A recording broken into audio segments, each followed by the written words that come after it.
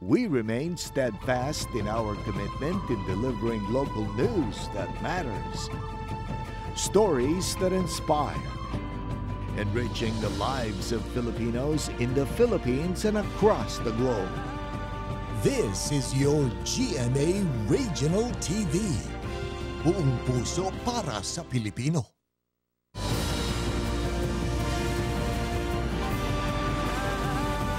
Ito ang GMA Regional TV, One Mindanao.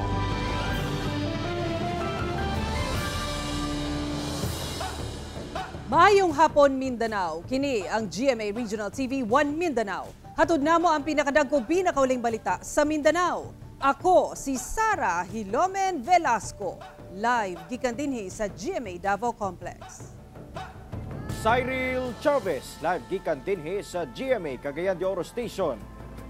Efren Mamak, live desde aquí na GMA Zamboanga Station. Sa pool sa video, ang aktong pagbangga sa usa ka motorsiklo sa usa ka SUV sa Davao City. Ang driver sa motorsiklo gingong hubog. Ani ang report ni Argil Relator. Ina ba ka ba? Makita sa video nga kuha sa nagsulod nga taxi, ang daw nagzigzag na nga daga ni ining motorsiklo alas 4:30 Domingo sa hapon sa Diversion Road, Davao City. Puga ni. Oh, lolo. Taod-taod pa, wala gayod nagkamali ang nagsunod nga taxi driver sa dihang ni kawat na sa pikas lane ang motor o gisugat ang SUV. Ina. Hala.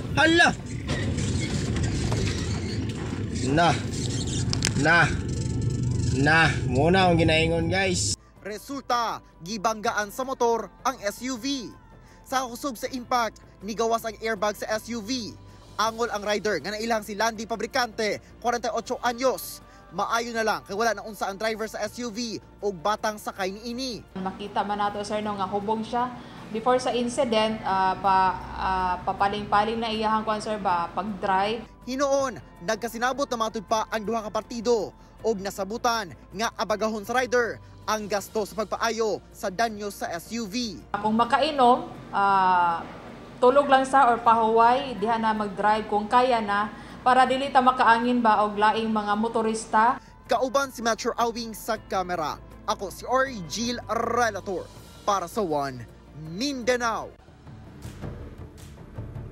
Nagpahigayon ang Cagayan de Oro City Police Office og bomb simulation exercise sa sentrong bahin sa syudad aron masukod ang kahanas sa pagresponde sa ilang mga personahe ug sa ubang rescue teams. Pasado alas 10 sa hapon, usa kuno kapag busika ang hitabo sa usa ka gituang eksplosibo sa Divisoria nga sentrong bahin sa syudad. Usa kuno ang grabing nasamdan sa mong panghitabo. Tungod niini, daling minisponde ang mga personahe sa kapulisan, ingon man lokal nga kagamhanan. Pilas pa sa isab ang pagresponde sa City Disaster Risk Reduction and Management Department. Kining tanan kabahin lamang sa gipahigayon nga bomb simulation exercise sa Cagayan de Oro City Police Office. Kini pagsukod sa koordinasyon ug kahanas sa ilang mga personahe. Sa katapusan, nahimong malampuson ang mong simulation exercise ug nang hinaot ang kadagkuan sa kapulisan nga mas nahimong alerto ang ilang mga personahe sa bisan unsang emerhensiya. Magtiayon sa Governor Generoso Davao Oriental, patay human madatugan ang ilang balay sa natumbang punuan sa lubi nga naigo sa natumbasab nga Centennial Tree. Ang namatayng asawa, 5 ka bulan nga buntis, samtang samdan ang ilang duha ka anak. Ani ang report ni Argil Relator. Dili na mahitsura kining balay sa pamilyang Yap, human na ugan sa natumbang duha ka punuan sa lubi sa barangay Magdug, Governor Generoso, Davao Oriental, Biyernes sa gabi. Subo palandungon, patay ang magtiayong tag-iya sa balay, samtang samdan ang duha ka mga batang anak nila sa hitabo. Katong asawa, the woman is about 5 months old pregnant sa that time. Ang bana, si Junel Yap, 24 anyos. Onya ang iyang asawa si Desilin Yap, 27 anyos, dunay duha ka anak. Unang natumba ang Mamakaw Tree nga naa namatod pa sa 300 na katuig ug nipaingon sa duha ka punuan sa lubi nga mao na say natumba punting sa balay nga gipuy-an sa mga biktima. That time kusog kaayo ang ulan sa Gomjen, labi na dito sa barangay Magdog, unya dunay kusog nga hangin. According sa mga tao nga amo na istorya dito, murag ipo-ipo ko, no? Unya naigo niya ang tagihan ang Centennial Tree. Nadala pa sa ospital ang mag-asawa, apa namatay gihapon paglabay sa 30 minutos. Parayon pasab ginatambalan sa Davao Regional Medical Center sa Tagum City ang duha ka mga samdang anak. Nauna kamatay ang bana kay wala man kayo pero murag na impact siguro kay murag badog siya naigo sa punuan sa pag-save niya siyang anak. So internal murag na problema sa ito mo siya una sa ang namatay. After few minutes nisunod po ng asawa. Ang asawa ang medyo nagrabihan siya naigo ang now. Ang Governor Generoso LGU ug barangay na ang nag-asikaso sa pagpahiluna sa patayng lawas sa mag-asawa ug ang pag-atiman sa ospital sa duha ka mga anak nga naangol. Ako si Ori Gil Relator para sa One Mindanao. Ana sa 20 ka magbanay ang apektado human gibaha ang 20 ka mga kabalayan atol sa kusog nga pag-ulan gahapon sa hapon sa Zamboanga City. Ani ang dugang detalye. Sa video nga kuha sa usa ka netizen sa Zamboanga City, makit-an nga gilunupan ng mga kabalayan nga nahimutang sa daplin sa suba sa Sitio Tigbaw, Barangay Tigtapol, Zamboanga City. Human milapaw ang tubig sa suba ug nipaingon sa mga kabalayan atol sa kusog nga ulan Lunes sa hapon. Sa laing video nga kuha sa usa ka personahe sa maong barangay, kutob hawak sa tawo tama ng tubig baha. Matod sa Zamboanga City Disaster Risk Reduction and Management Office, ana sa 20 ka magbanay gikan sa 20 ka mga kabalayan ang gilayong gipabakwit sa barangay DRRMO ug kapulisan sa mas duwas nga lugar. Hinuon, walay natalang samdan sa insidente. El Rio del Tigbaw, yun ang flow. So quite a number, about 20 families were affected. But then nobody was expedited because they were able to do preemptive evacuation. Dugang sab sa CDRRMO nga ang mga apektadong magbanay namalik ra sa ilang mga Pinoy-anan human mihubas ang baha. Matod sa Pag-asa, ang daot nga panahon epekto kuno sa hanging habagat nga nagadala og mga pag-ulan. Well, still be prepared, be proactive. If there's a need to evacuate, do not wait anymore for the barangay chair to give the instruction. On your own, do it because Dios says a bidas malilito pabila. Kauban si Sim Romero sa kamera. Ako si Efren Mamak para sa One Mindanao. Mga residente sa pipila ka lugar sa Barangay Bugos sa Cagayan de Oro City gireklamo ang pagdagsa sa langaw sa ilang lugar. Ani ang palitang barangay ni James Pauloya. Pipila ka mga reklamo ang nadawat sa GMA Regional TV 1 Mindanao gikan sa mga residente sa Sitio Taparak Phase 3 Barangay Bugos sa Cagayan de Oro City. Kini tungod sa pagdagsa sa mga langaw sa ilang lugar. Sumala sa mga residente, mag-usa ka semana na nilang nasinati ang maong problema. Gani kining si Imelda Alcain, miundang nilang kuno sa pagpamaligya og sudan tungod sa kadaghan og langaw. Apan wala kuno gihapon nakalingkawas ang iyang mga baligyang mga gulay ug prutas. So unsaon nimo panlimpyo na agyud. Sa among lababo daghang kaayo. Sabi na maglimpyo kag isda na, grabe yung langaw. Kumo kay langaw. Anog dun sa pagkaon mo nang among problema gyud. Apektado na sab kuno ang pamuyo nila Nanay Julia tungod bisan pamanting katulog na. Dagsa gihapon ang mga langaw. Ko na gyud ang simbahan po na gadagan kayo kwan langaw. Na usa magkanto di na lang kami kanta musod sa mumba. Di lang kami operasyon na.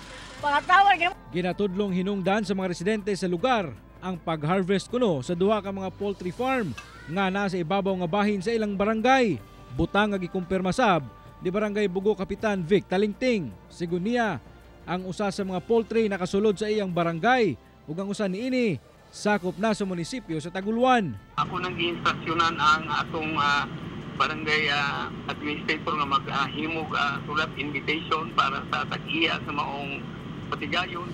Unya tingali after ana ikonsulta po nato sa atong sa City Health nato dahil para po makahatag po sila ng idea. Mihangyo sab ang mga opisyal og pagsabot gikan sa mga apektadong residente samtang ginapangitaan pa nila og solusyon ang maong problema. Kauban si Jaybert Pairat sa kamera. Ako si James Pauliap para sa One Mindanao. Usa ka iro sa Panabo City sa Davao del Norte gikonsiderang hero dog sa ilang fur parent. Human kini nakatabang matud pa sa pagpakgang sa kalayo sa sulod sa ilang balay. Dugang detalye sa report ni Kent Abrigana. Man's best friend gayud alang sa uban ang ilang mga alagang iro tungod sa ilang anli nga paghigugma ug loyalty sa ilang fur parents. Kini gipamatud-an sa 31 anyos nga si Joan Raganin, gikan sa Panabo City sa Davao del Norte. Gani alang kaniya, hero dog niya ang iyang 8-month-old nga Shih Tzu. Human kini nakatabang sa pagpakgang sa kalayo sulod sa ilang balay. Saysay ni Joan, natingala matud pa siya dihang daw dili kuno mahimutang si Luka. Lahi kuno ang paghot ni Luka, itandi sa normal nga pagpaghot ni ini. Kinabalik-balik na siya, dagan na po siya, tinapos siya sa kwarto, dagan na po siya dito. So, gawas ko kay basig na ay kawatan mura man siyang nahadlok good. Then pag ato na ako nanimahog sunog, gitanaw na ko ang stove kay basig buto, wala man pud. So pag tanaw ko sa iya dito man siya nagatanaw sa ref, dito man siya nagaaw-aw. So paglili na ko naanay kalayo. So na siya, padung na siya musaka.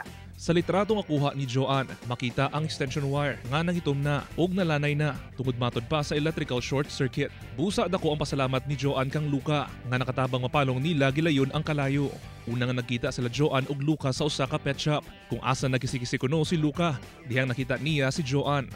Mensahe ni ini sa ubang fur parents. Amo giuban na mag-adapt lang kay pabantayon sa ilang balay.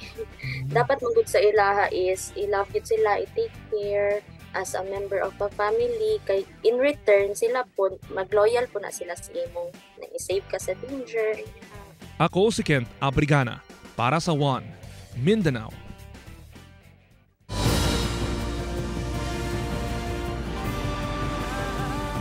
Ito ang GMA Regional TV, One Mindanao.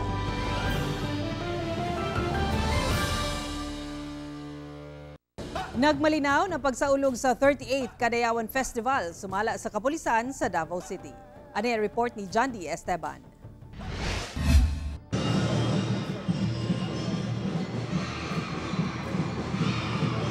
Nahimong bibo ug makalingaw ang kasaulugan sa 38th Kadayawan Festival karon tuiga ato sa major events niadtong weekend nga mao ang indak-indak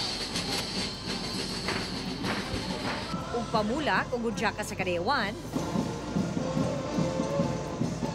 23,000 ka security personnel ang nakadeploy nga gilangkuban sa kapulisan, kasundaluhan ug uban pang law enforcers. Matag kanto bantay sarado sa otoridad, labi pa nga dagsa ang tao. Human sa kasaulugan, generally peaceful ang nahimong assessment sa Davao City Police Office. Ang overall assessment nato sa 38th Kadayawan Festival, generally peaceful and normal, ug walay mga reported incidents in relation sa atong pag-celebrate sa Kadayawan Festival. Gumikan ka na sa kooperasyon sa tanang Davaoeños, ingon man sa mga bisita nato. Kahinumduman nga gidoble sa otoridad ang pag-deploy sa explosive ordnance team aron wala gyud makalusot nga buot magdala og kasamok. Lunes sa buntag gipananggal na ang sound system hasta ang stage sa San Pedro Street aron subling maagian na ang maong dalan. Kauban si Jojo Solarte sa kamera, ako si John D. Esteban para sa One Mindanao. Barangay Kagawad sa Dimataling, Zamboanga del Sur nadakpan sa buy-bust operation. Samtang 4 ka tawo arestado sa naglaing buy-bust operation sa Zamboanga City ug Butuan City. Halos 9 million pesos nga kantidad sa illegal nga droga na sakmit. Ano ang report ni Krista Dapitan?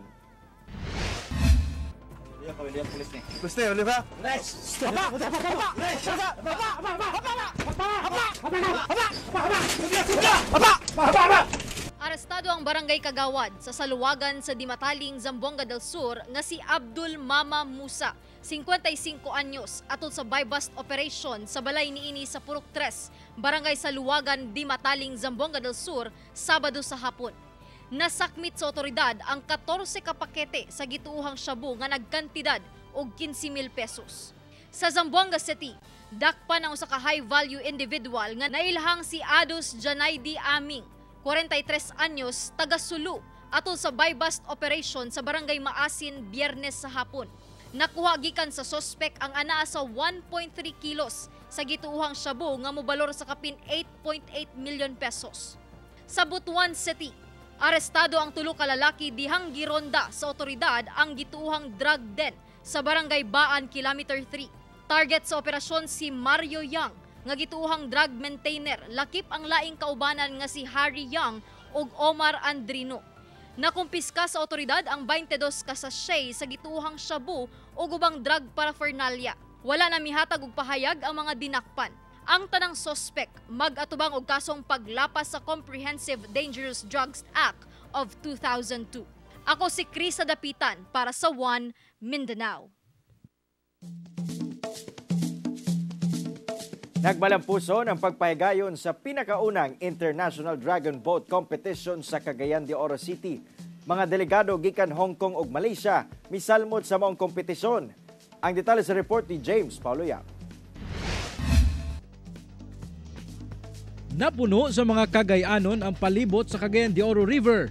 Ilabi na ang parte sa Isla de Oro sa Cagayan de Oro City, sayo pa lang sa buntag adlawng Sabado.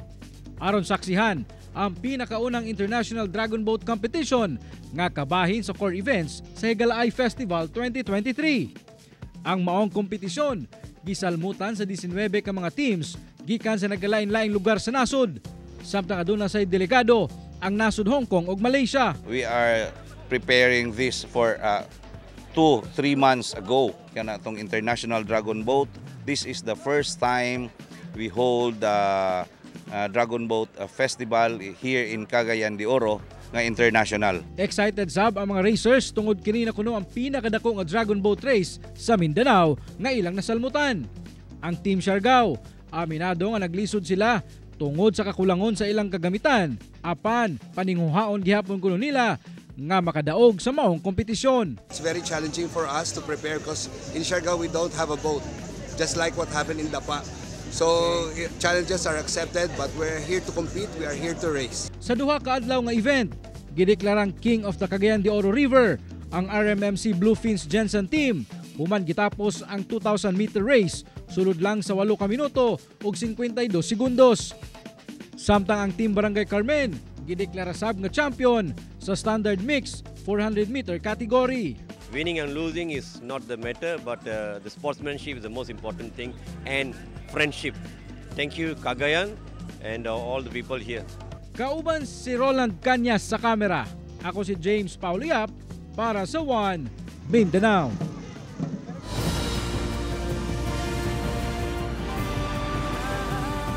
Ito ang GMA Regional TV, One Mindanao.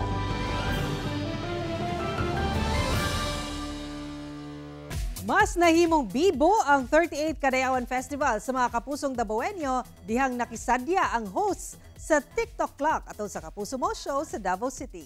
Ani ang report ni Kent Abrigana.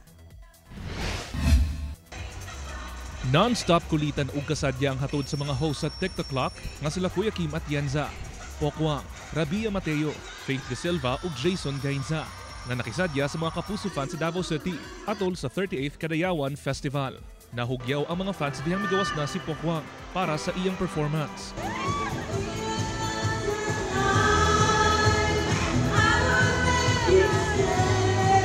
Nakijoin usab sa kantahan ang mga fans nila Rabia ug Jason dihang ila kining giduulan.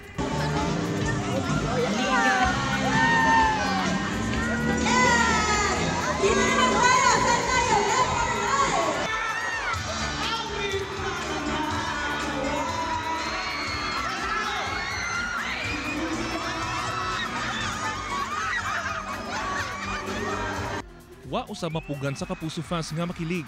Dihang gipasaka ni Faith ang usa ka lucky fan nga iyang giharana.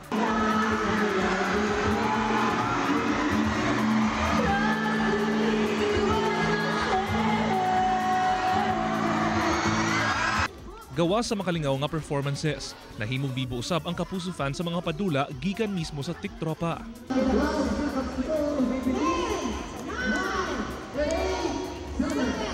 Mapasalamaton ang TikTropa sa pagdawat kanila sa mga Davaoenyo. Ang saya-saya ko! Grabe! Nakakataba talaga ng puso kasi punong-puno yung mall. Tapos nakikita mo talaga na gustong-gusto nila kami makita. Kaya masarap lang talaga sa pakiramdam. Yan. And of course, syempre, alam naman natin kung gaano kinulong tayo ng pandemic, no? This is the first time na mag-perform kami, doon sa kanila, sa Kadayawan ulit after nung mahabang pandemic. Doon asap kunoy angay atangan nga bagong segment sa TikTok Clock. Meron tayong mga bagong segments sa TikTok. Meron kaming Pilipinas. Sagot kita, Pilipinas. It's a game show na magbibigay kami ng as much as 30 to 50,000 pesos a day. Ang ating Beat My Birit, kung saan ay kasama na rito syempre yung pag-discover natin ng mga bagong talent. Mga bagong talent. Ito mga talent na to, world class ha. Una pa man ang kalingawan sa Kapuso Mall Show, nakikchikahan ang Tiktropa atol sa GMA Regional TV 1 Mindanao special live coverage sa 38th Kadayawan Festival. Kauban si Mel Colmenares sa kamera. Ako si Kent Abrigana para sa 1 Mindanao. Kapin 50 ka mga bagong pickup truck nga gamiton panahon sa kalamidad sa Cagayan de Oro City, formal nang gitunol sa lokal nga kagamhanan ngadto sa mga barangay sa syudad. Andi ang report.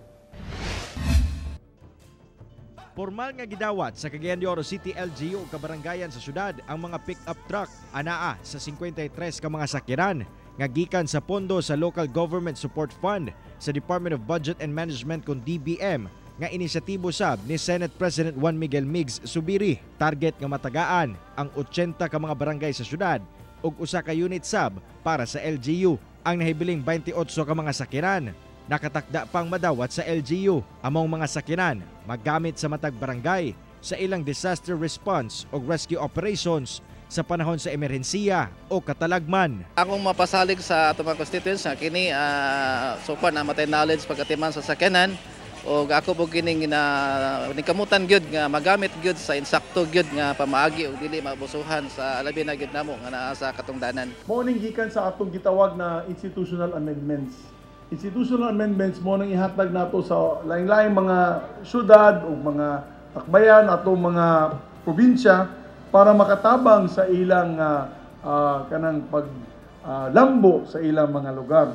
Nagpasalamat sab ang Cagayan de Oro City LGU sa tabang nga ilang nadawat hangyo sa mayor ngadto sa mga opisyales sa barangay nga ampingan ang maong mga sakyanan. Ang kasiguruhan o seguridad sa katawan may usa ka mahinungdanon nga tahas sa usa ka gobyerno.